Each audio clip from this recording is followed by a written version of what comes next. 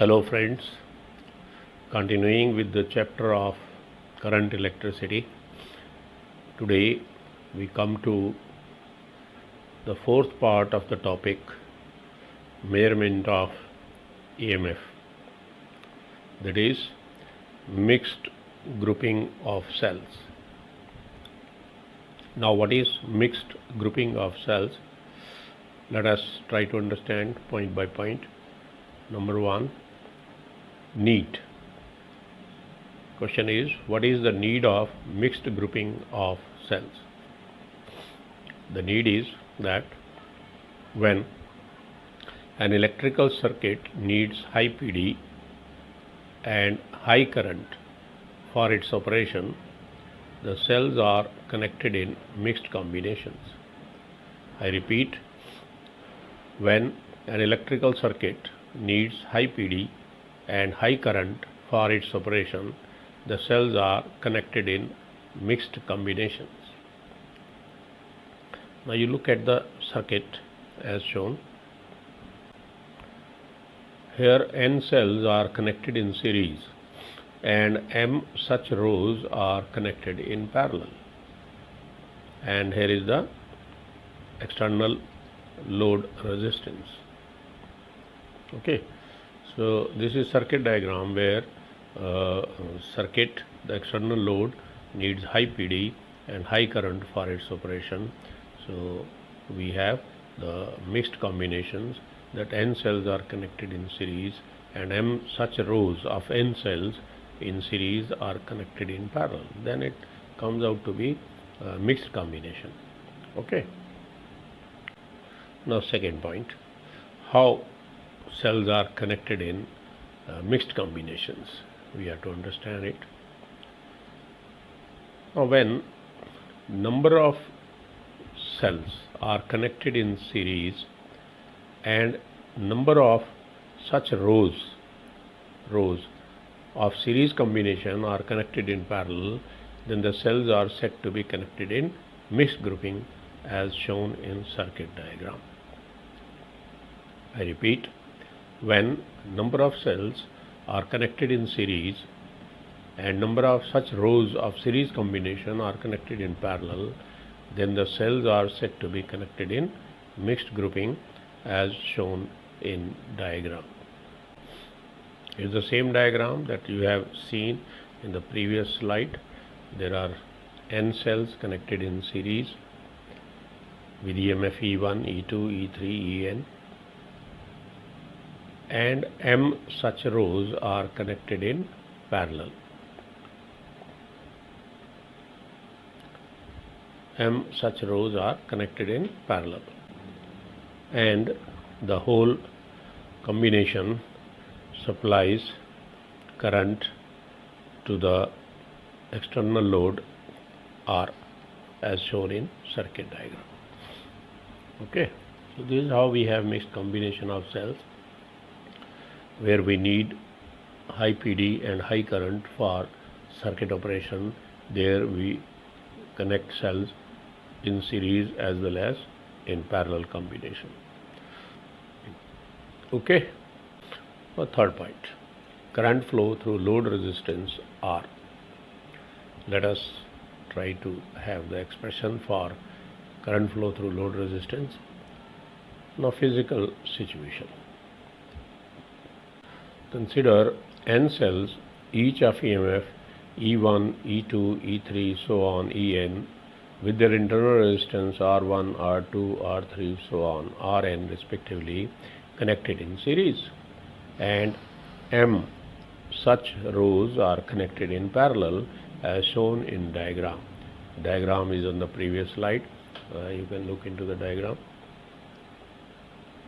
Now let I be the current flowing through the load. Then I is equal to E equivalent divided by R plus R equivalent. Let us mark it as equation 1, where E equivalent is equal to E1 plus E2 plus E3 plus so on plus En. Let us mark it as equation 2. And R series is equal to R1 plus R2 plus R3 plus so on plus Rn. Let us mark it as equation 3. Now 1 by R series is equal to 1 by RSC plus 1 by RSC plus 1 by RSC plus so on plus 1 by RSC up to M, and it is equal to M divided by RSE because M such rows are connected in parallel, each having resistance, internal resistance of the combination as R series, RSE. Therefore, R equivalent of the combination will be RSC by M. So, taking the reciprocal of this, we have R equivalent equal to RSC by M. SC for series. Okay. Now, discussion. Number 1. When cells are identical, their EMF and internal resistance is same. That is, E1 is equal to E2 is equal to E3, so on equal to En, say equal to E. And R1 is equal to R2 is equal to R3 is equal to so on equal to Rn equal to R. Then E equivalent will be equal to N into E. And R series will be equal to N into R. Then R equivalent will be equal to NR by M. Now current through load R is I equal to NE divided by R plus N into small r divided by M. Let us mark it as equation 4.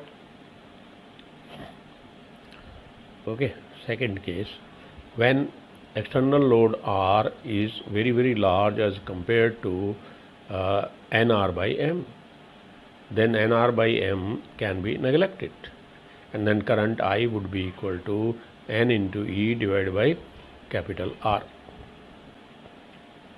Third, when external load R is very small, that is less than NR by M, then external load R can be neglected, and then current will be equal to M into E divided by R. Okay. Assignment 3.7 continued. Question number 11. 12 cells, each of EMF 1.5 volt and internal resistance 0.5 ohm, are arranged in M rows, each containing N cells, connected in series as shown. Now calculate the values of N and M for which this combination would send maximum current through an external resistance of 1.5 ohm. So here is the answer for you for verification. So you can draw this circuit diagram and then solve this numerical. Question number 12. A set of 4 cells, each of EMF 2 volt and internal resistance 1.5 ohm, are connected across an external load of 10 ohm with 2 rows, 2 cells in each branch.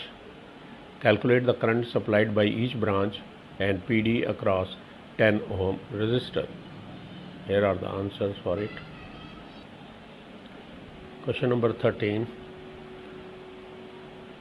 A series battery of 6 lead accumulators of EMF 2.0 volt and internal resistance of 0.5 ohm is charged by a 100 volt DC supply.